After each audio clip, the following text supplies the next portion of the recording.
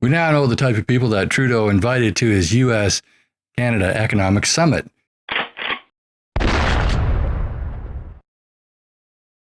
Welcome to my channel, y'all. I hope you're having a great day. It wasn't that long ago that Trudeau said he could now be ruthless.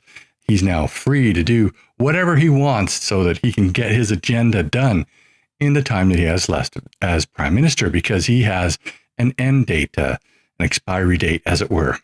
But just how ruthless is he going to be? Well, that may be answered with the type of people that he invited to his Canada-US Economic Summit in Toronto the other day. You know, when he accidentally on purpose left his mic on? Let's go to an article that was posted on the QP website, and then we'll talk about it. This is right from the QP website. It says, so I took it right from their website. It says, QP President Mark Hancock calls for bold public solutions at Prime Minister's Canada-US Economic Summit. That was, of course, yesterday when I'm recording this, but day before yesterday when I'm posting this.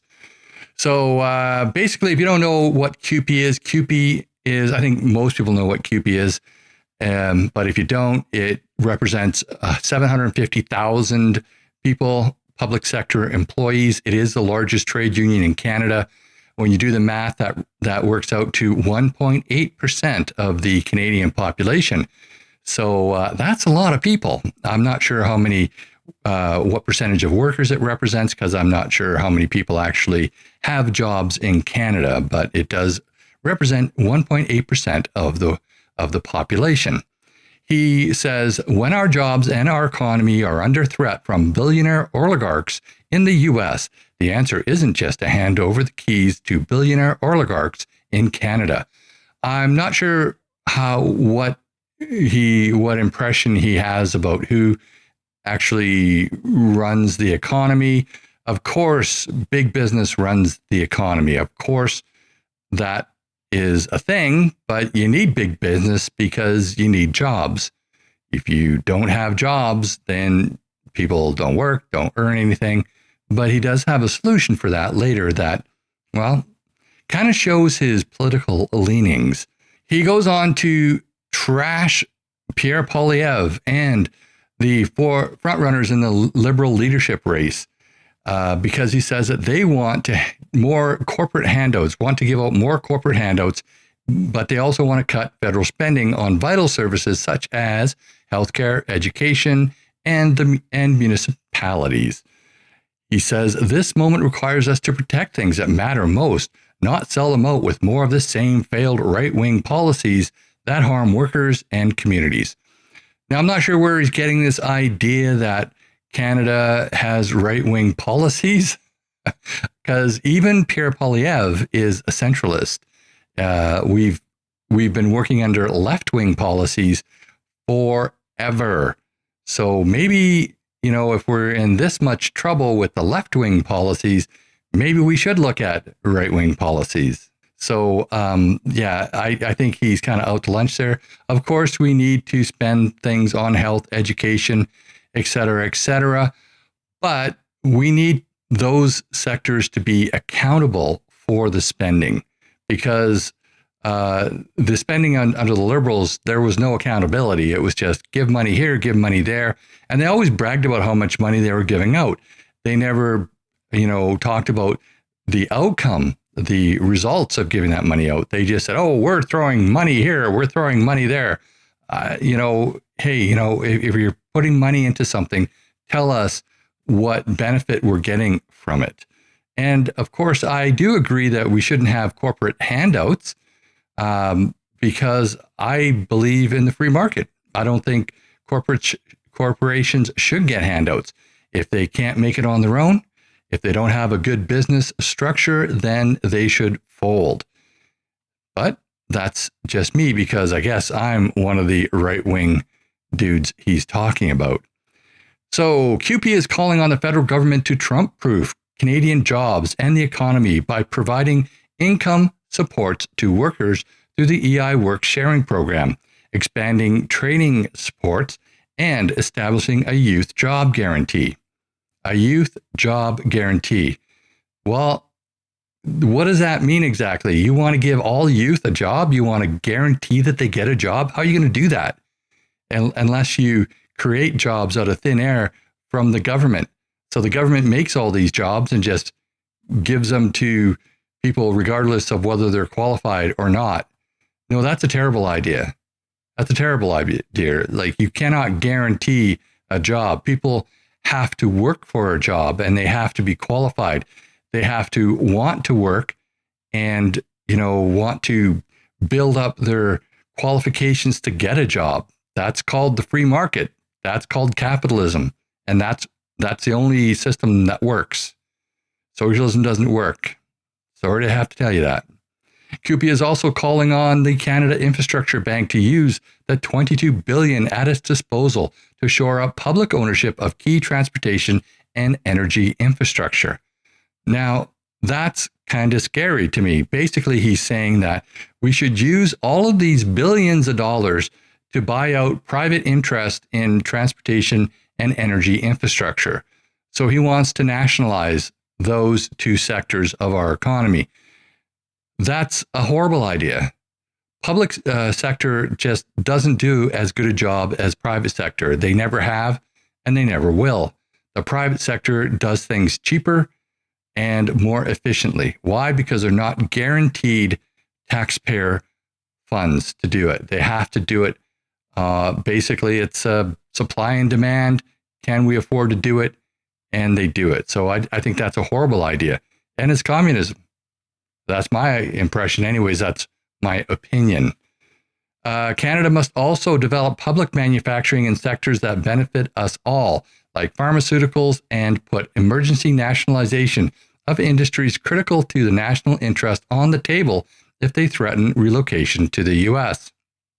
Oh, so the Canadian government should just seize companies. That doesn't sound like communism at all. Yeah, I don't like that. So if they threaten to go to the U.S., we nationalize them. And we want to put Canadian public funds into manufacturing. No, that's terrible. Look at all the crown corporations that we have that are on life support because we keep giving them money and they can't lean out their ranks. They can't function on the in the private sector. That's a terrible idea. Terrible idea. The federal government can also stop outsourcing of Canadian jobs in sectors like telecommunications by making subsidies contingent on jobs staying in Canada. Of course, if you're going to give a subsidy, you should make it contingent on jobs staying in Canada. I agree. But I don't agree that we should subsidize companies like telecommunications. Why? Why are we subsidizing them? As a matter of fact, we're keeping U.S. companies out of Canada on purpose. And that's because of basically a monopoly that the four big companies in Canada have, TELUS, Rogers, Shaw, and Bell. And I think actually there's only three now. I think that Rogers and Shaw amalgamated. I'm not sure if they amalgamated across Canada or just in certain areas, but yeah, that's a terrible idea to subsidize telecommunications and to keep other telecommunications out of Canada. If we allowed the American telecommunications sector into Canada, we would be paying a lot less for our cell phones, for our cell phone services, for our television services, et cetera, et cetera. So that's a bad idea to subsidize telecommunications in the first place and not allow foreign companies to come in.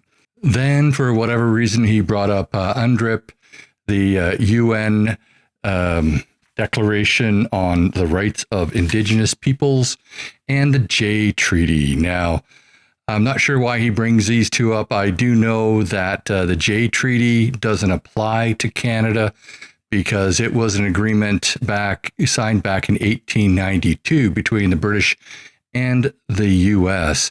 And basically what the Jay Treaty was, it allowed Indigenous people to travel freely across the international boundary and engage in commerce freely across the international boundary.